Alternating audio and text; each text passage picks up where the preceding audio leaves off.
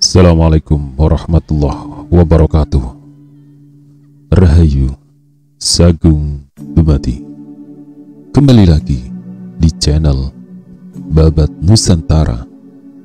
Pada kesempatan kali ini akan melanjutkan cerita Gajah Mada Hamukti Palapa bagian ke-21.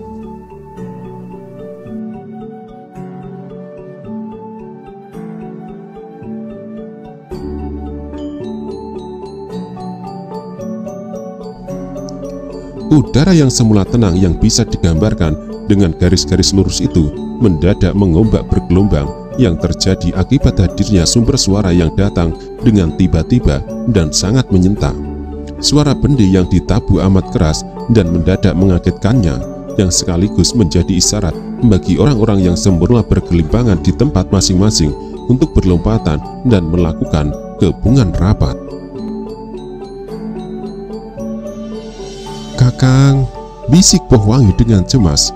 Wirota Wirogati memperhatikan keadaan dan barulah ia merasa cemas ketika hening malam pecah oleh suara bendi yang ditabuh sangat keras disusul oleh suara tawa yang turun berderai. Suara tawa itu disusul oleh tawa yang lain. Makin lama makin banyak orang yang menyumbangkan tawanya. "Sial," desis Wirota Wirogati yang mulai dijalari rasa cemas. "Bagaimana Kakang?" tanya Pohwangi. Tambah sempurna kepanikan yang bakal dialami oleh Wirota Wirogati karena tiba-tiba pintu dari mana semula ia masuk tertutup. Jendela yang hanya satu-satunya diharapkan menjadi jalan melarikan diri juga tertutup dari luar. "Gila," Wirota Wirogati meletup. "Bagaimana Kakang?" tanya Pohwangi yang tak kalah gelisah.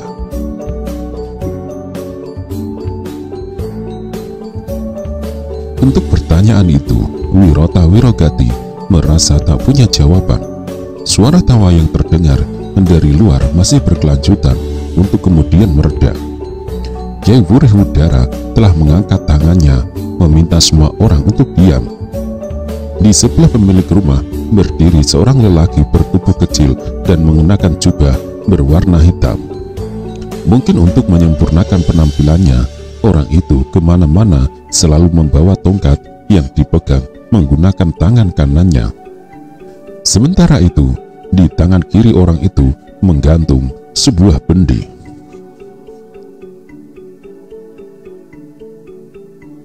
"Kita agaknya berhasil, Kiai," ucap pemilik rumah. Laki-laki berjubah itu tidak menjawab, tetapi sekali lagi ia menemukan bendi yang langsung memutarkan udara. Nada yang muncul akan membangunkan orang yang tidur dan mencampakkannya dari dunia mimpi. "Maling Wirogati, menyerahlah!" teriakan orang itu. Wirota Wirogati terkejut. Ia merasa mengenal suara itu. "Sial!" desisnya. "Hai Maling Wirogati, keluarlah dan menyerahlah. Kamu harus mempertanggungjawabkan apa yang telah kau lakukan di tempat ini beberapa bulan yang lalu. Aku akan pilih cara kematian yang paling baik untukmu. Pertama, melalui dipenggal kepalamu dengan hanya sekali tebas. Rasa sakitnya tidak akan terlalu lama. Atau pilihan kedua, kalau kamu tak mau menyerah dengan sukarela, aku sediakan kematian melalui ditarik 4 ekor kuda yang diarahkan ke 4 penjuru angin. Ditanggung akan sempal tubuhmu menjadi 4 bagian.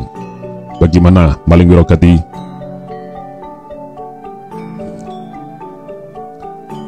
Mendengar ancaman mengerikan itu, Wirota Wirogati tersenyum. "Apa kabarmu, Kakang Maling Handaru Prita?"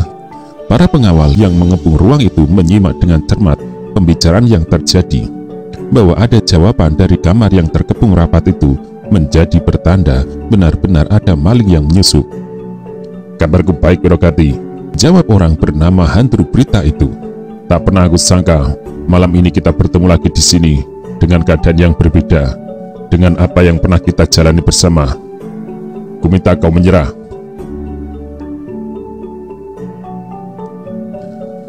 "Menyerah dengan pilihan seperti yang kau sampaikan tadi?" Pertanyaan itu menyebabkan Handaru Prita tertawa. "Baiklah, aku akan berbelas kasihan padamu. dengan memintakan maaf kepada pemilik rumah ini. Kyai Wuri akan memaafkanmu dan menganggap perbuatanmu tidak pernah terjadi, asal kau kembalikan semua harta yang kau curi.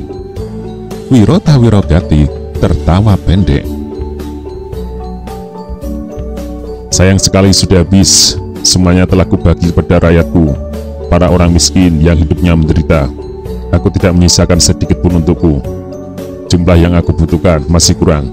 Itulah sebabnya aku datang kemari lagi. Yang pertama untuk menitam tangan pemilik rumah ini. Yang kedua, mengambil hartanya yang masih tersisa. Handaru Prita itu tertawa bergelak. Akan tetapi siapa sangka kau seperti ikan yang masuk ke dalam bumbu, karena ketanggor Handaru Prita di tempat ini, kata lelaki kurus berjubah itu. Handaru Prita melengkapi dengan tertawa bergelak. Tawanya menulari para pengawal rumah Kyai Wuri Wudara yang ikut-ikutan tertawa tanpa menimbang apakah pembicaraan yang terjadi itu lucu atau tidak. Dengan sigap, orang-orang menjadi pakar petis itu merapatkan kepungan. Dengan tak ada jalan keluar, diyakini maling bernasib sial itu akan mengangkat tangannya, menyerahkan diri untuk diikat. Dengan demikian akan segera diketahui bagaimana wajah pemilik alunan seruling yang membuat banyak gadis kesengsem kasmaran itu. Apa karena ia benar-benar tampan, atau karena memiliki ilmu pikat? Siapa orang itu, Kakang? Bisik Pohwangi yang merasa cemas.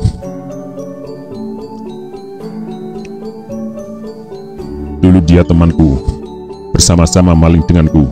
Namun karena perilakunya yang tidak aku sukai, aku memisahkan diri darinya. Ia tidak segan-segan membunuh, ia juga tak segan-segan memperkosa. Jawab Wirota Wirogati. Pohwangi gelisah. Bagaimana cara kita meloloskan diri dari tempat ini? Kita tunggu saja apa yang akan mereka lakukan. Kalau tertangkap, ya sudah, mungkin sudah menjadi nasibku. Jawab Wirota Wirogati. Pohwangi tambah gelisah. Aku bagaimana? Tanya Pohwangi dengan segala cemasnya. Yang dilakukan Wirota Wirogati kemudian duduk bersandar dinding. Ia memberi isyarat supaya Pohwangi menempatkan diri duduk di sebelahnya. Pohwangi makin tidak mengerti karena Wirota Wirogati tidak melakukan apa-apa. Duduk bersandar dinding yang dilakukan itu seperti pasrah menunggu nasib karena tak tersedia jalan lain untuk menyelamatkan diri. Di luar rumah, bulan telah bergeser dari semula di tengah langit, kini agak doyong ke barat. Cahayanya tetap benerang karena malam hari adalah wilayah kekuasaannya. Terangnya tak tertandingi oleh bintang manapun. Rasi bintang Bima Sakti boleh saja gemerlap, tetapi harus mengalah memberi jalan ketika Sasandaro lewat.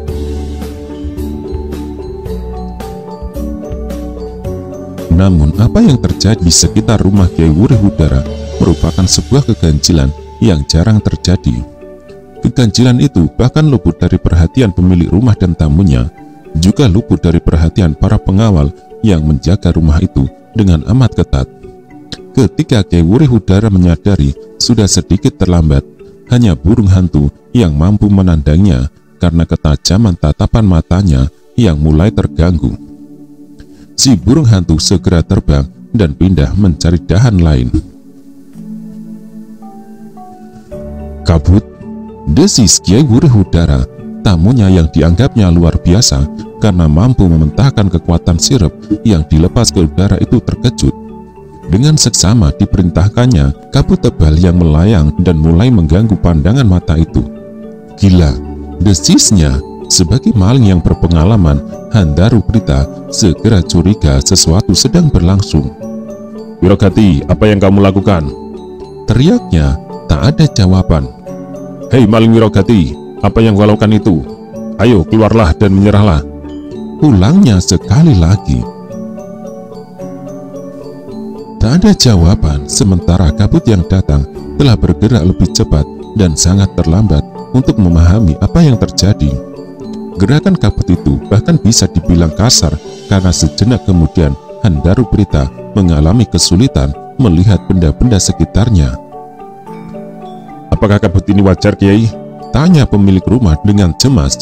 Handaru Prita tidak menjawab karena sedang bingung. Waktu yang kemudian bergerak mengiring pemilik rumah merasa cemas dan gelisah. Harapannya untuk membalas sakit hati sudah berada di depan mata. Tetapi tiba-tiba alam seperti berpihak kepada maling yang telah terjebak di rumahnya. Kabut tidak mereda, tapi malah menggila. Apa yang kemudian terjadi sungguh mengagetkan tuan rumah. Juga sangat mengagetkan Handaru Prita yang masih menempatkan diri berjaga-jaga di depan pintu. Dari jarak sangat jauh, tiba-tiba terdengar suara yang menggetarkan udara, menyobek keheningan malam.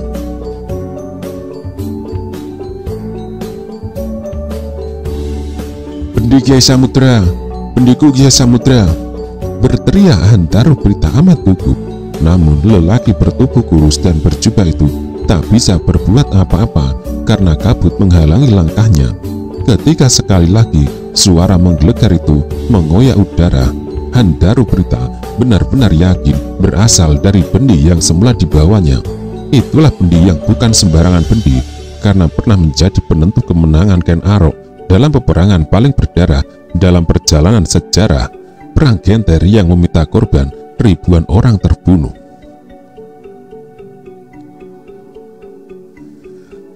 Ketika itu bendi bernama Kiai Samudra itu dipukul bertalu-talu untuk memberi semangat, yang menyebabkan prajurit Kutaraja yang dipimpin Ken Arok mampu bertempur kesetanan dan mengalahkan Kediri yang dipimpin oleh Prabu Sri Kertajaya Sang Dandang Gendis yang memimpin pasukan dengan jumlah kekuatan jauh lebih besar. Sebagai maling yang mampu mengendus nilai dan harga sebuah benda berharga, Handaru Prita mampu menakar seberapa besar nilai benda-benda yang dicuri, terutama benda-benda berupa perhiasan yang terbuat dari emas bertetes berlian. Namun untuk benda yang dicurinya dari ruang perbendaharaan pusaka Istana Singosari, benda itu sungguh tak ternilai. Barulah ketika kabut menyusut, jawaban dari rasa penasaran itu diperoleh.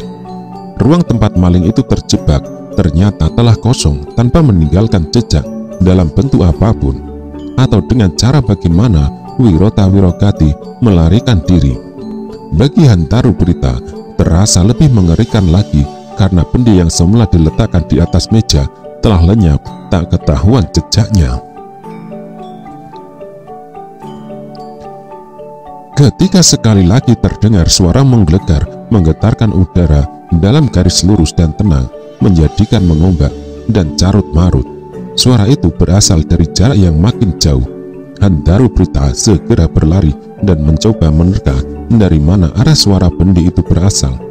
Tetapi suara yang ingin ditandai itu tidak muncul lagi. "Bajingan keparat, aku tidak akan memaafkanmu maling Wirogati," umpatnya dengan pilihan kata yang paling kasar. Di saat yang sama, Wirota Wirogati tengah tertawa berbahak-bahak di bawah pandangan mata Pohwangi yang demikian takjub.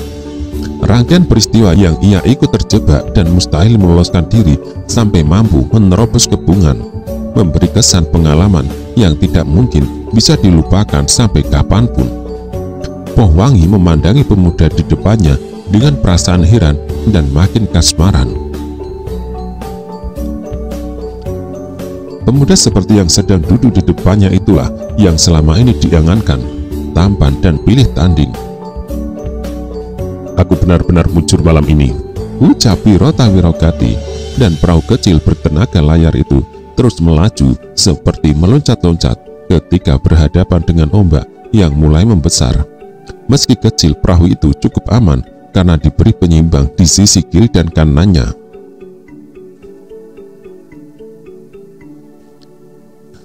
Berdebar-debar Pohwangi ketika melihat kelap-kelip di kejauhan.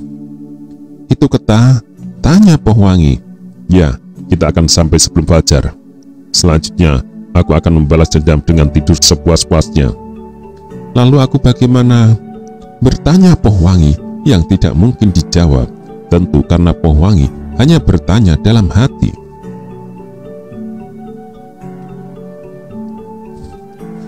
Seiring dengan waktu yang terus bergerak membawa malam mendekati pagi, Tak ada siapapun di tempat Wirota Wirogati merapat dan menaikkan perahu ke daratan. Sebaliknya, sedikit ke arah barat, terlihat sudah mulai ramai orang-orang yang berbelanja di pasar, yang kebetulan melekat dengan pantai dan sekaligus tempat para nelayan menurunkan ikan tangkapan di sepanjang malam.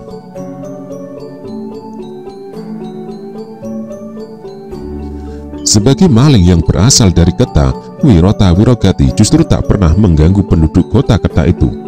Hal yang demikian telah menjadi pilihan dan cara pandangnya. Mencuri boleh saja, asal jangan di Keta. Awalnya, ia hanya maling kecil-kecilan dan untuk diri sendiri. Namun ketika ia tergugah untuk membantu tetangganya dengan sembunyi-sembunyi, sejak itulah ia diberi julukan sebagai maling budiman. Dari yang semula maling kecil, selanjutnya Wirota Wirogati menjadi maling besar yang mulai malang melintang di wilayah yang jauh lebih luas. Namanya disebut-sebut dari pesisir Alas Roban sampai pesisir Bajul Mati. Berlayar berhari-hari di tengah lautan bukan hal yang luar biasa baginya.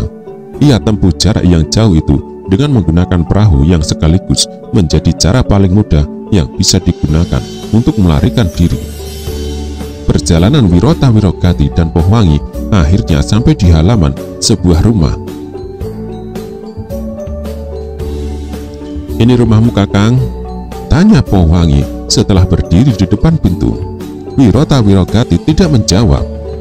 Dengan segera Pohwangi mengambil simpulan rumah itu bukan milik lelaki yang membawanya, karena kalau miliknya, untuk apa harus mengetuk minta dibukakan pintu?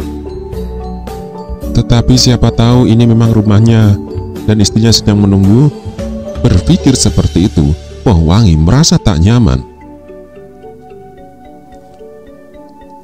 Sejenak kemudian pintu terbuka. Seorang lelaki keluar langsung tersenyum. "Sepagi ini ada apa?" "Mengantarkan anakmu," jawab Wirota Wirogati enteng. Pemilik rumah itulah yang kemudian terkejut, sebagaimana Pohwangi yang juga tidak kalah terkejut. Akan tetapi Pohwangi memang masih menyimpan kenangan bagaimana wujud ayahnya yang telah lama terpisah darinya. Sebagaimana pemilik rumah itu yang sangat kaget dan terbelalak karena masih menyimpan kenangan atas anaknya. Ketika Pohwangi harus berpisah darinya, saat itu usianya baru 5 tahun.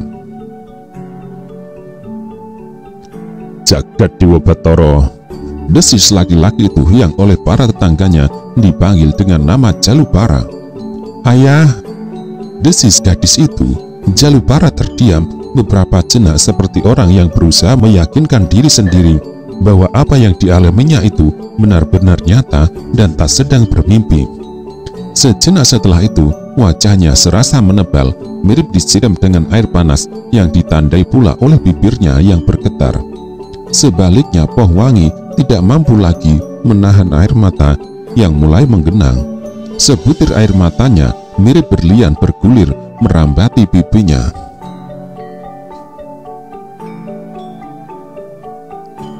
"Sudah, anakmu dipeluk dulu," kata Wirota Wirogati ringan. Jalubara membentangkan tangan dan memberi ruang yang sangat lapang kepada Pohwangi untuk menempatkan diri di peluk. Tangis gadis itu pun kemudian memecah keheningan pagi, mengundang para tetangganya ingin tahu apa yang terjadi. "Ini pertemuan ayah dan anak, bukan tontonan. Ayo pergi semua. Nanti saja kalau kalian ingin memberi selamat," kata Wirota Wirogati.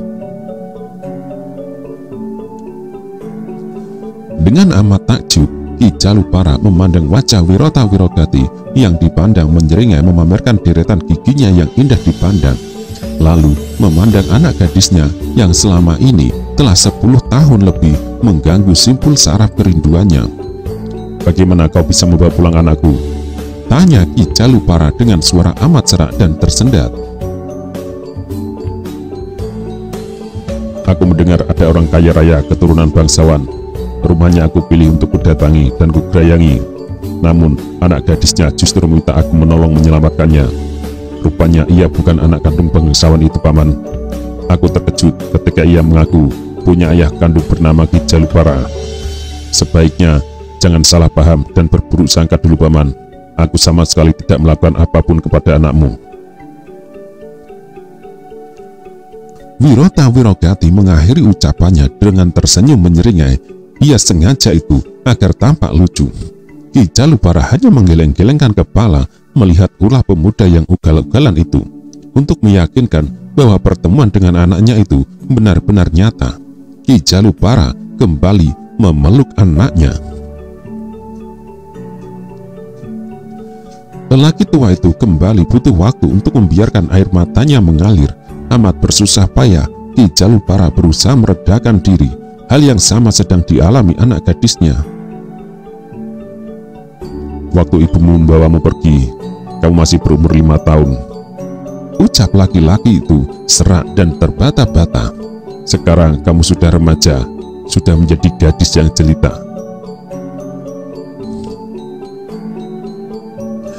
Demikian luar biasa mana pertemuan itu bagi Pohwangi. Gadis itu tidak mampu berbicara apapun. Kebahagiaan yang luar biasa membungkam mulutnya. Dengan cara luar biasa dan tak terduga, maling yang membongkar habis rumah ayah angkatnya itu justru telah mempertemukan dirinya dengan ayah kandungnya. Padahal semua kejadian itu tak direncanakan. Seolah dewa di langit mendengar keluhan dan tangisnya, lalu menurunkan Dewa Kamajaya untuk turun menolong. Paman, lihat ini, kata Wirota Wirogati untuk mencuri perhatian supaya tuan rumah tidak terlalu lama larut dalam meluapkan perasaannya. Jalupara memperhatikan apa yang dipamerkan. Kiai Samudra, desisnya. Apa paman? Wirota Wirogati terkejut. Kamu dapat dari mana Kiai Samudra ini? Jadi bendi ini punya nama? Ki Jalupara mengangguk. Keyakinannya benar, karena ketika bendi itu dibalik, terdapat guratan tulisan yang menyebutkan namanya Samudra, yang berarti laut luas. Dan lihat ini pula paman, lanjut Wirota Wirogati. Ki Jalupara makin terbelalak melihat sebuah mahkota yang dikeluarkan dari dalam buntalannya. Kau dapat mahkota ini dari rumah Mapanji Raung? Wirota Wirogati mengangguk. Aku mendapatkan mahkota ini dari rumah Mapanji Raung, dan kurebut bendi ini dari tangan bekas temanku sesama maling, yang sayang sekali aku tidak bisa menanyai dari mana asal bendi itu.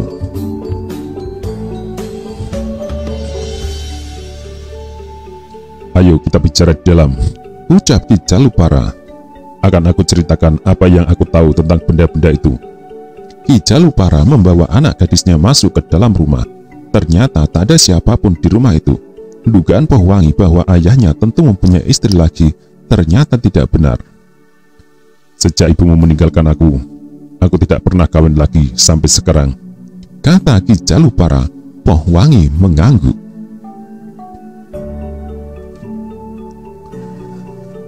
Gadis itu memperhatikan ada beberapa bilik di rumah itu yang amat sederhana dibandingkan semua bilik di rumah Mapanji Raung. Akan tetapi Pohwangi merasa yakin tinggal di rumah itu pasti jauh lebih menyenangkan daripada tinggal di rumah Mapanji Raung yang megah bagai istana. Lanjutkan paman, apa yang paman ketahui tentang bendi Kiai Samudra? Saran apa yang akan paman berikan kepadaku? Kata Wirota Wirogati.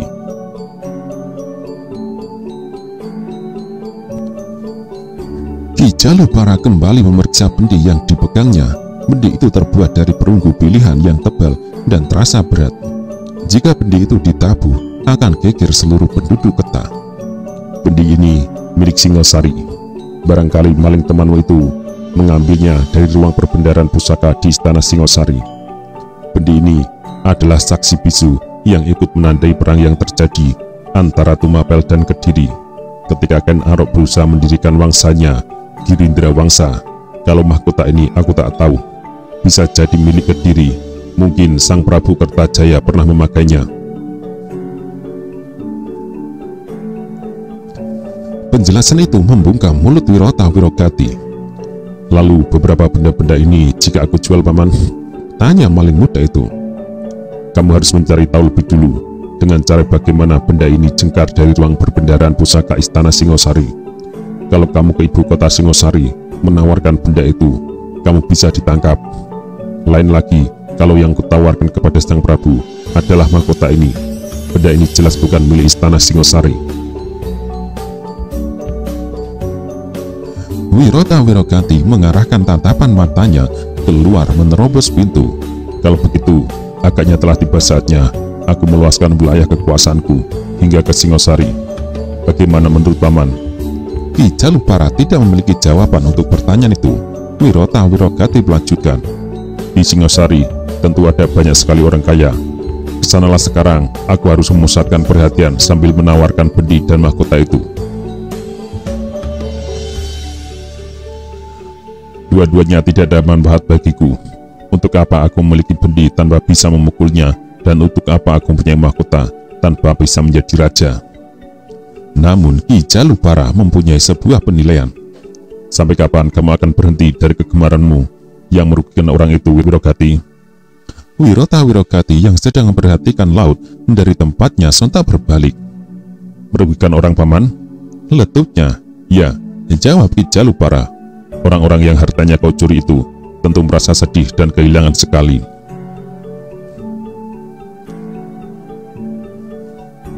Wirota Wirogati seperti orang yang meradang. Ia tidak sependapat dengan apa yang disampaikan Ki Jalupara. Ada beberapa orang yang kudatangi tanpa permisi itu, paman. Meledak pemuda itu. Dan sebaliknya, lihatlah, ada beberapa orang yang tertolong oleh hasil curianku. Kalau paman perhatikan sepanjang pantai dari Alas Roban di langit barat dan Bajul Mati di langit timur dihuni oleh orang-orang yang hidupnya amat menyedihkan. Orang macam Panji Raung yang kaya raya menghisap habis darah penduduk di sekitarnya. Penduduk itu makin melarat. Sebaliknya, Panji Raung makin kaya. Aku tidak bisa menerima ketidakadilan macam itu.